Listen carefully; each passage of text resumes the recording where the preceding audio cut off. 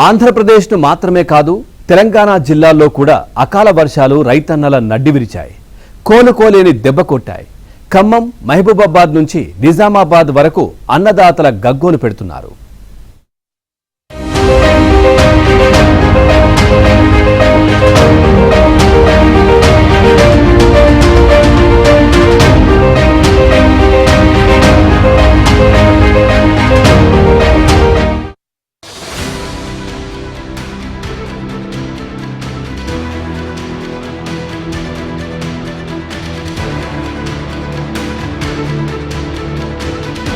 ఎంత పెట్టుబడైనా పెట్టండి, ఎంత శ్రమైనా చేయండి, రైతులకు చివరకు మిగిలేది అప్పులేనని తేలిపోయింది.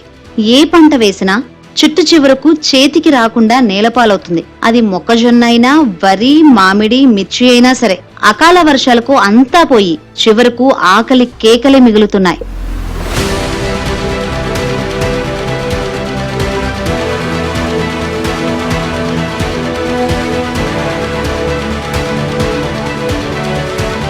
ఖమ్మం జిల్లా పాలేరు, మధ్యన నియోజకవర్గం, ముదిగొండ మండలాల్లో రైతులు పెద్ద ఎత్తున మొక్కజొన్న, వరి పంటను సాగు చేశారు.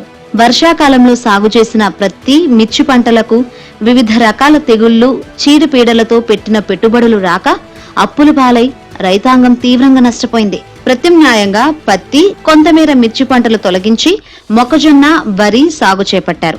ఆరుగాలం కష్టించి సాగు చేసిన పంట రోజుల వ్యవధిలో చేతికి రానుంది. తీరా ఇప్పుడు ఒక్కసారిగా వాతావరణంలో మార్పులు రావడంతో పాటు అకారణంగా వీస్తున్న ఈదురు గాలులు, వర్షపు జల్లులతో మొక్కజొన్న, వరి, మామిడి, మిర్చి రైతులకు కంటి మీద కునుకు లేకుండా చేస్తుంది. ఈదురు గాలులు, వర్షపు జల్లులకు కొంతమేర పంటలు తడవడంతో పాటు మామిడికాయలు రాలి నష్టం వాటిల్లింది. విత్తనాలు ట్రాక్టర్తో దుక్కుదునటం, అరక కిరాయి, ఎరువులు, రసాయనిక ఎరువులు, కూలీల ఖర్చు, పంట నూర్పిడి చేసే యంత్రం ఖర్చు తడిసి మోపిడవుతుందని రైతులు వాపోతున్నారు. ఎకరానికి 30 క్వింటాలు రావాల్సిన వరి 15 క్వింటాలకు పడిపోతుందని రైతులు వాపోతున్నారు. అదును చూసి దళారులు ఇష్టం వచ్చిన రేటు అడుగుతున్నారు.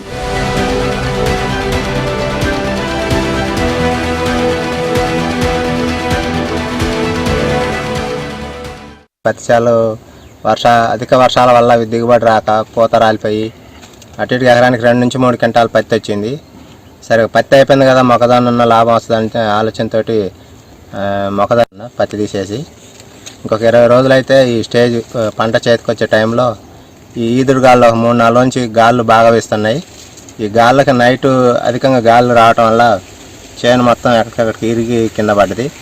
ఇంకొక 20 రోజులైతే ఈ పంట చేతికి వచ్చే టైము. వానాకాలం పత్తి వేసాం, పత్తి బీకి మళ్ళీ మొక్కజొన్న వేసాం. మొక్కజొన్న వేసినాక ఇప్పుడు చేతికి వచ్చినాక ఈ వాన మబ్బులు పడుతుంది, మొక్కజొన్న కూడా కూలే పరిస్థితికి వస్తుంది. మళ్ళీ ముందు కోసిన 2200, 2300 కొనరు ఖరీదారులు. ఇప్పుడు లాస్ట్కి వచ్చాక 2000కి వచ్చింది. వెంటనే మార్పిడి పెట్టాలి గవర్నమెంట్.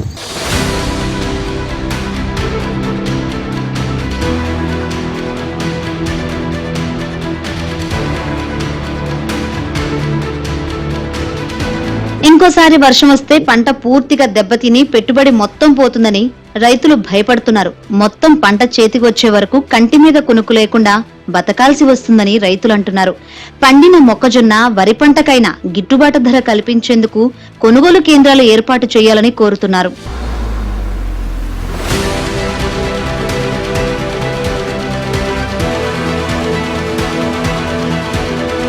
ఉమ్మడి వరంగల్ జిల్లాలోనూ అకాల వర్షం బీభత్సం సృష్టించింది. ములుగు, మహబూబాబాద్ జిల్లాలో వడగళ్ల వాన అన్నదాతకు తీవ్ర నష్టం మిగిల్చింది. పగలంతా భానుడి భగభగతో జనం అల్లాడిపోవడం, సాయంత్రానికి ఈదురు గాలులతో వర్షం కురవడం జరుగుతుంది. కళ్ళాల్లో ఆరబెట్టిన మిర్చిని కాపాడుకునేందుకు రైతులు నానా తంటాలు పడ్డారు. బస్తాలు నింపిన నిల్వలను కాపాడేందుకు పరుగులు తీశారు. తోటల్లో మామిడికాయలు రాలిపోగా పలు చోట్ల వరి నేలవాలింది. కొన్ని చోట్ల భారీ వృక్షాలు నేలకు రాలాయి. మంగపేట మండలంలోని నరసింహసాగర్, మల్లూరు, కమలాపురం, మంగపేట తదితర గ్రామాల్లో రాళ్లవాన తీవ్రతకు 100 ఎకరాల్లో విత్తన వరి నేలవాలింది.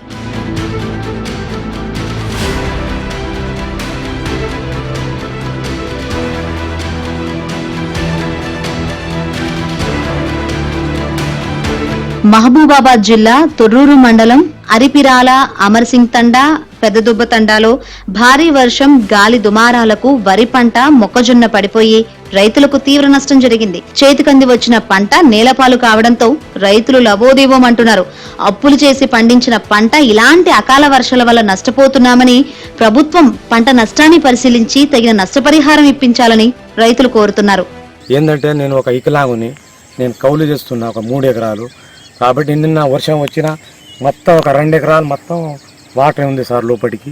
నాకు ఈ ప్రభుత్వం దయచేసి, నేను హ్యాండిక్యాప్. మాది మొట్లగూడెం గ్రామం, నా పేరు మాధవి. మేము 10 ఎకరాల వరిచే వేసినాం. కాళ్ళ వర్షానికి మొత్తం పోయింది, ఒక్క గింజ లేకుండా పోయింది. ఈ ఆట బాగుండేది, ఈసారి మంచిగా ఉంది అనుకుంటే మొత్తం రాలిపోయింది. ఎకరానికి 2 ట్రిప్పులు చొప్పున అయ్యేటివి, ఈసారి లేదు. సీతక్క ఎక్కడున్నా మమ్మల్ని ఆదుకోవాలని కోరుకుంటున్నాము. ఇక ఉమ్మడి నిజామాబాద్ జిల్లాలో అకాల వర్షాలు రైతులను కోలుకోలేని దెబ్బతీశాయి. కోతకు వచ్చిన వరి పంట నేలవాలింది. అమ్మకానికి సిద్ధంగా ఉంచిన ధాన్యం కూడా నీటిపాలైంది. ఒక్క నిజామాబాద్ జిల్లాలోనే సుమారు 800 ఎకరాల్లో వరి పంటకు నష్టం జరిగింది. 200 ఎకరాల్లో పండిన ధాన్యం నీటిలో తడిసి పనికిరాకుండా పోయింది. బీర్కూర్, బాన్సువాడ, ఇందరవాయి, దర్పల్లి, సిరికొండ మండలాల్లో వందలాది ఎకరాల్లో పంట నష్టం సంభవించింది.